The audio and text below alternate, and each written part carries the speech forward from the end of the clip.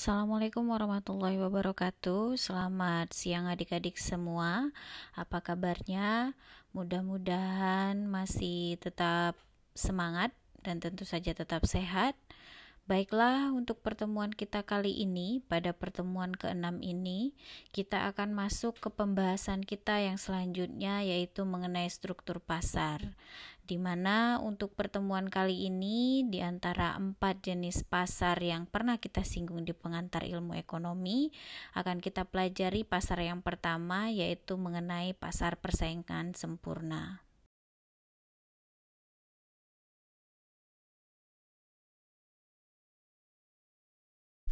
Adapun tujuan dari pembelajaran kita kali ini adalah adik-adik mampu menjelaskan kembali mengenai struktur pasar dan tingkat persaingan, dan adik-adik tentu saja dapat menjelaskan kembali mengenai pasar persaingan sempurna dan mampu melakukan penentuan harga pada pasar persaingan sempurna, serta mampu menggambarkan kurva penawaran jangka pendek dan analisis jangka panjang pada perusahaan persaingan sempurna.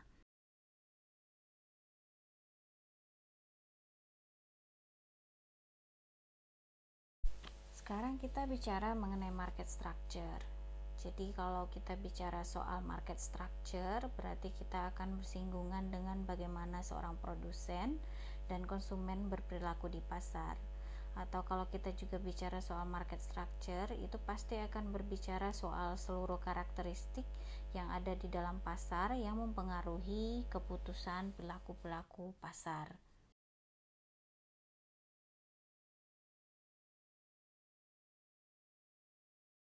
Nah, terdapat 4 faktor dalam identifikasi market structure tersebut. Yang pertama adalah adik-adik harus melihat banyaknya perusahaan dalam industri tersebut.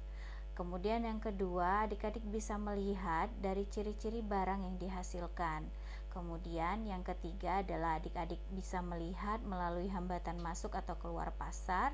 Dan yang terakhir, adik-adik juga bisa melihat besarnya kekuasaan perusahaan di dalam pasar tersebut.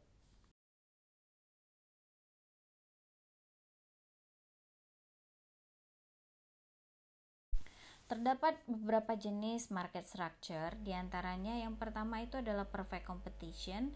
Ini merupakan pasar persaingan sempurna, kemudian monopoli, kemudian monopolistik, kemudian oligopoli. Dan 4 pasar ini melihat dari sisi produsen yang sebenarnya sudah pernah kita singgung kemarin di pengantar ilmu ekonomi ketika adik-adik belajar di semester 2, meskipun kita tidak terlalu dalam membahas mengenai itu. Nah, kemudian dari sisi konsumen kita bisa menyinggung melalui market structure monopsoni.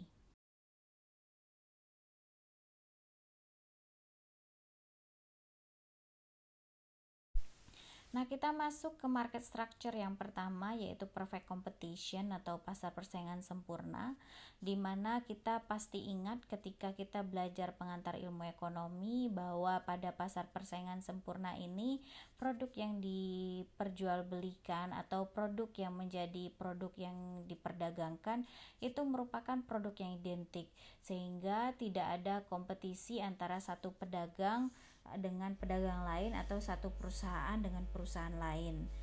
Karena itu, konsep teoretik dari kompetisi dalam pasar persaingan sempurna itu berbeda dengan konsep kompetisi yang diterima secara umum. Dalam konsep kompetisi yang diterima secara umum dalam pasar global yang amat sangat kompetitif sekarang ini, setiap perusahaan yang berada dalam industri yang kompetitif, katakanlah industri apapun itu, misalnya komputer atau elektronik, harus mempertimbangkan tindakan-tindakan yang dilakukan oleh pesaing-pesaing mereka sebelum membuat keputusan yang berkaitan dengan promosi, perubahan desain, ataupun perbaikan kualitas. Nah, karena itu jenis pasar global yang amat sangat kompetitif sekarang ini tidak berlandaskan pada teori pasar persaingan sempurna yang tidak mengizinkan persaingan antar perusahaan. Nah, persaingan antar perusahaan berarti bahwa perusahaan yang satu mempertimbangkan reaksi dari perusahaan lain sebelum menentukan kebijaksanaan perusahaan tersebut. Nah, dalam pasar persaingan sempurna, semua variabel ekonomi strategis yang relevan ditentukan dengan memperhatikan kekuatan pasar, bukan tindakan dari perusahaan lain sebagai pesaing. Oleh karena itu, dalam aktualnya atau dalam kenyataannya, saya sering menyebut dahulu bahwa pasar persaingan sempurna itu adalah pasar yang ideal, namun ternyata tidak ada di dunia ini.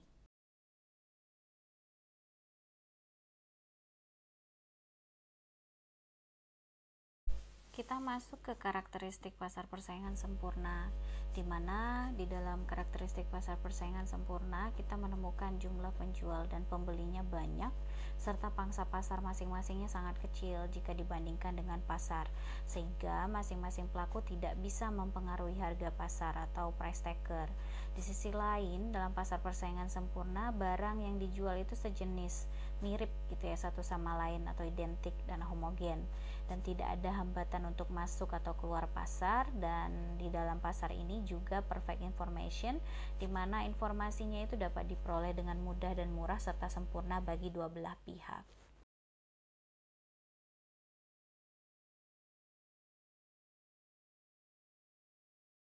Di dalam pasar persaingan sempurna, setiap perusahaan hanya bertindak sebagai pengambil harga atau price taker, bukan price maker atau penentu harga.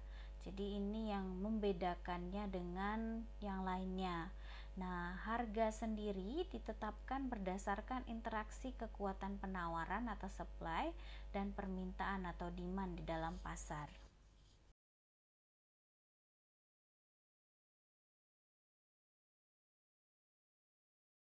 Nah, berdasarkan karakteristik pasar persaingan sempurna, bentuk kurva permintaan dari setiap perusahaan dalam pasar persaingan sempurna adalah sejajar dengan garis horizontal.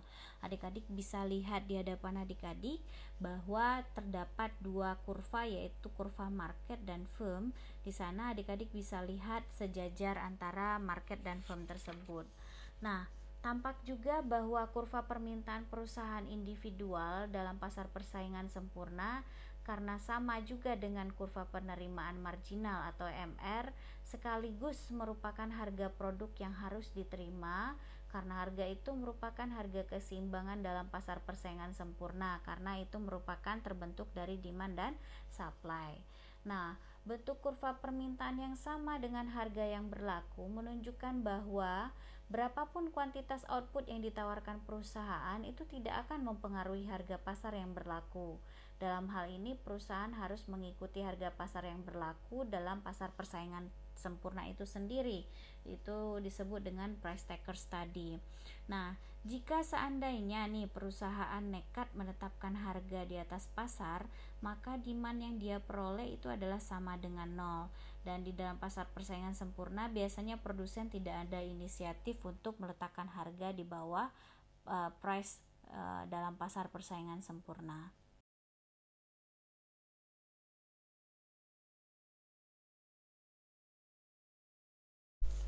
Sebelum membahas lebih jauh tentang tujuan perusahaan untuk memaksimumkan keuntungan atau profit dalam pasar, kita perlu membahas mengenai pengertian keuntungan ekonomis serta memperkenalkan konsep keuntungan normal kepada adik-adik.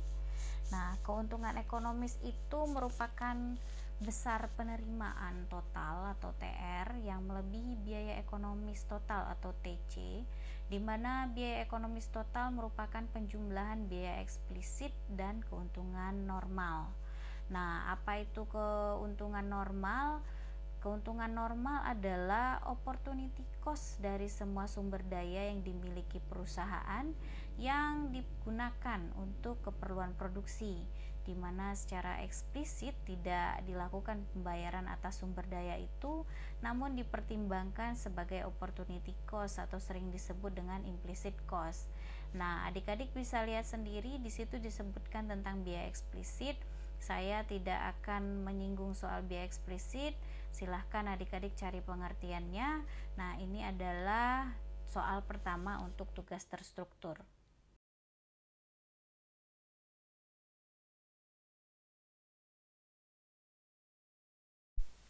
Nah, selanjutnya kita membahas mengenai pendapatan perusahaan dan laba. Jadi adik-adik pasti tahu bahwa kalau kita bicara soal produk yang terjual itu merupakan sumber dari pendapatan si perusahaan. Nah, kalau kita bicara soal laba perusahaan itu artinya kita bicara soal selisih pendapatan terhadap biaya produksi, atau keuntungan itu sama dengan TR dikurang TC. Dan ketika TR-nya besar dari TC itu artinya perusahaan memperoleh laba, dan ketika TR-nya kecil dari TC itu artinya perusahaan memperoleh rugi, dan ketika TR-nya sama dengan TC itu artinya perusahaan break even point gitu ya, tidak untung tidak rugi. Nah, kondisi laba atau rugi bagi perusahaan itu penting karena itu menentukan jumlah output yang dihasilkan dan perbandingan harga dengan biaya rata-rata. Nah, di dalam hal ini kita juga akan mempertimbangkan yang namanya keuntungan maksimum dan juga kerugian minimum atau P ketika kondisinya P sama dengan MC. Nah, jika P-nya itu besar dari AC, itu bisa disebut dengan laba maksimum. Tapi kalau seandainya P sama dengan AC itu sama dengan break even. Kalau seandainya P kecil dari AC itu disebut dengan laba minimum. Jadi adik-adik bisa lihat kapan kita membandingkan laba maksimum dan minimum dengan laba yang biasa, laba totalnya dari TRTC. Jadi kalau ketika saya bertanya laba maksimum, laba minimum, perbandingannya akan berbeda. Kalau tadi laba yang di atas saya bahas mengenai keuntungan yang di atas itu antara TR dan TC. Kalau kita bicara soal maksimisasi minimisasi itu pasti bicara dengan si AC-nya.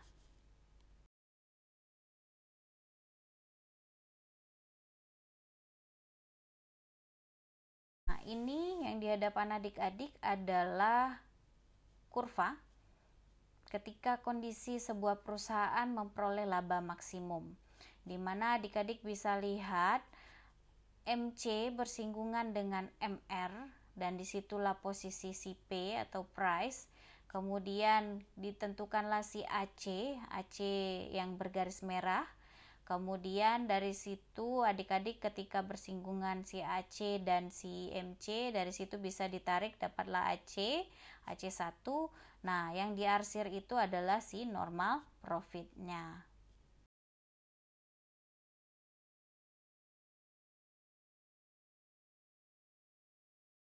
Nah, silakan perhatikan yang kurva yang kedua ini. Kalau tadi kita bicara soal keuntungan, kalau ini ketika perusahaan break even point. Adik-adik bisa lihat perbandingan antara si MC dengan AC-nya.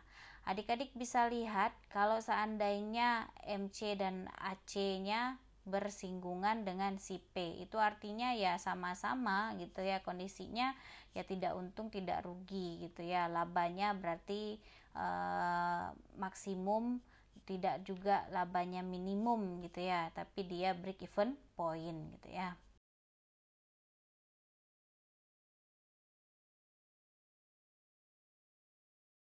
Nah, ini kurva yang terakhir, kondisi perusahaan ketika dia rugi minimum.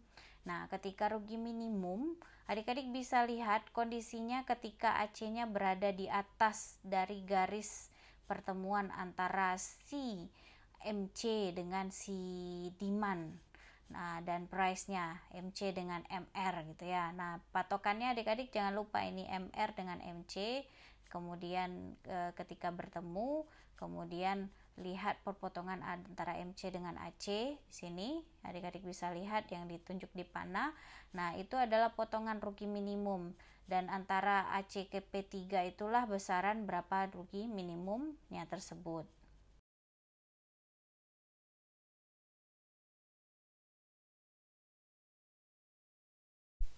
Ada dua syarat yang harus dipenuhi agar sebuah perusahaan itu berada dalam keseimbangan. Yang pertama itu adalah perusahaan itu sebaiknya hanya berproduksi paling tidak bila biaya variabelnya itu sama dengan penerimaan total, FC sama dengan P gitu ya. Dan kemudian yang kedua adalah yang harus dipertimbangkan adalah, atau syarat yang harus dipertimbangkan adalah perusahaan itu memproduksi saat MR-nya sama dengan MC. Tujuannya apa? Agar perusahaan memperoleh laba maksimum.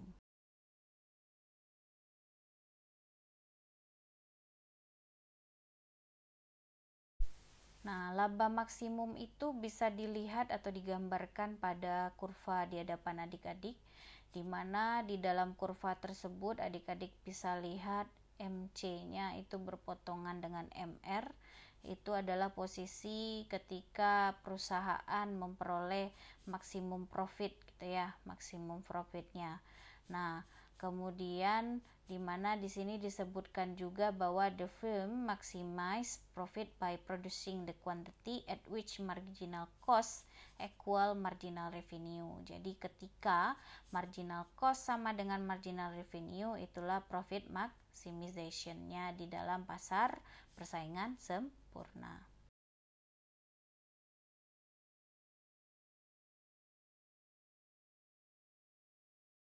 Kemudian apa yang harus dilihat ketika laba maksimalisasi dan kurva penawaran kompetitif perusahaan? Jadi ketika ini keputusan perusahaan untuk menambah suatu produk, jika tambahan produk itu memberikan tambahan revenue lebih besar dari tambahan cost, maka memang layak ditambah. Tapi kalau maksimalisasi keuntungan di mana pendapatan marginalnya sama dengan biaya marginal, itu juga tidak masalah gitu kan. Nah, di sini bisa disimpulkan ketika MR-nya besar dari MC itu akan meningkatkan Q, ketika MR-nya kecil dari MC itu pasti menurunkan Q, dan ketika MR sama dengan MC itu profitnya maksimal.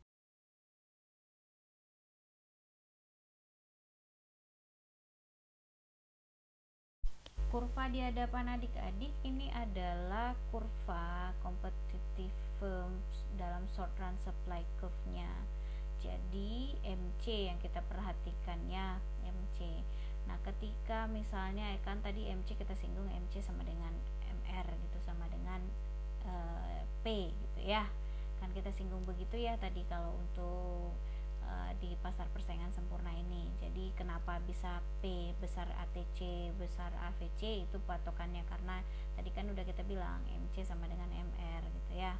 Nah, kalau seandainya P-nya itu besar dari ATC, jadi perusahaan akan tidak masalah jika melanjutkan memproduksi karena itu bisa menguntungkan pada tingkat keuntungan tertentu gitu ya.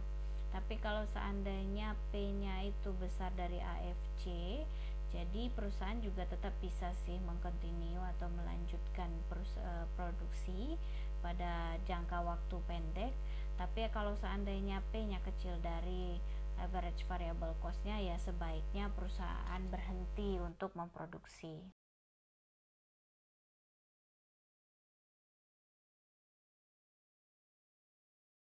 Nah, ini penjelasan dari yang saya jelaskan sebelumnya.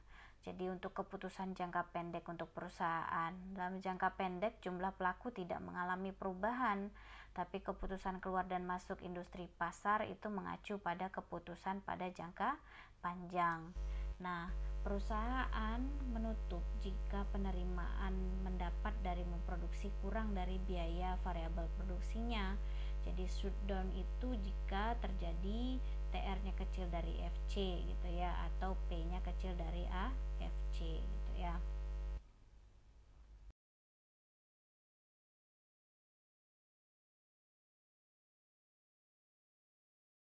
Nah, di dalam jangka panjang supply curve-nya adik-adik bisa lihat di sini. Kalau seandainya P-nya besar dari ATC, biasanya perusahaan akan enters atau masuk gitu ya. Tapi kalau seandainya P-nya kecil dari ATC, perusahaan itu akan keluar.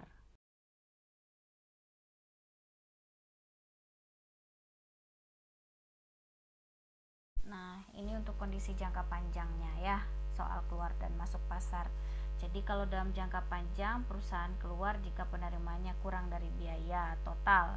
Jadi keluar ketika TR-nya kecil dari TC, yang apa yang dipertahankan di situ, orang total revenue-nya kecil daripada TC, atau price-nya justru juga kecil daripada average total cost-nya itu sendiri.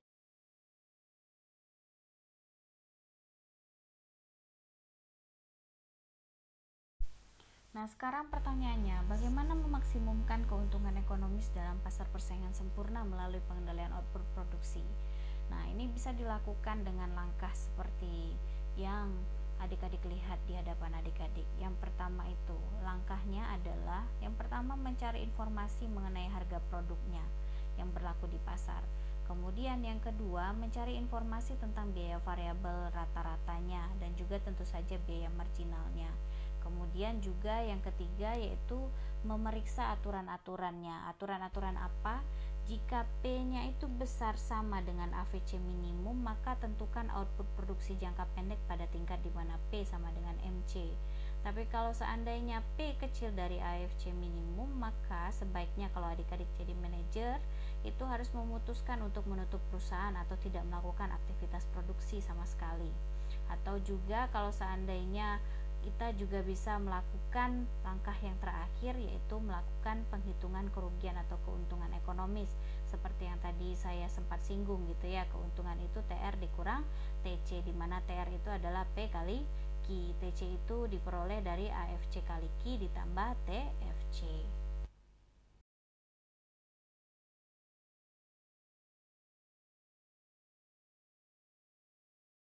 Kalau tadi bicara soal pengendalian output, sekarang kita bagaimana memaksimumkan keuntungan ekonomis dalam pasar persaingan sempurna melalui pengendalian input produksi. Nah, langkahnya itu adalah yang pertama tentu saja tetap seperti tadi, yaitu mencari informasi mengenai harga produk yang berlaku di pasaran, tapi juga mempertimbangkan harga dari input produksinya. Kemudian yang kedua adalah mencari informasi tentang penerimaan rata-rata atau ARP dan juga penerimaan marginal. Kalau tadi kita cuma pertimbangkan MR dan MC, sekarang kita penerimaannya justru yang kita lihat dari input produksi.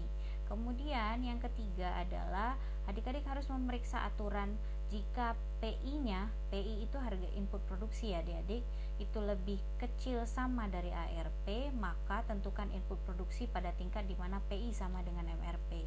Tapi kalau seandainya P-nya itu besar dari ARP maksimum, maka adik-adik sebagai seorang manajer harus memutuskan untuk menutup perusahaan atau tidak melakukan aktivitas produksi. Dan yang terakhir, langkah yang bisa dilakukan adalah dengan menghitung kerugian atau keuntungan ekonomis melalui ya sama seperti tadi, TR dikurang TC, di mana TR itu P kali Q, TC itu merupakan TFC ditambah TVC.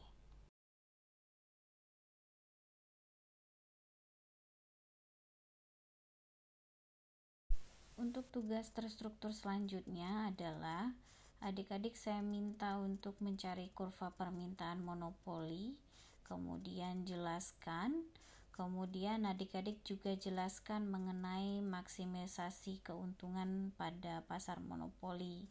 Ini merupakan tugas minggu ini terkait pasar persaingan sempurna, tapi saya berharap dengan tugas seperti ini adik-adik bisa membaca untuk materi pembahasan minggu depan.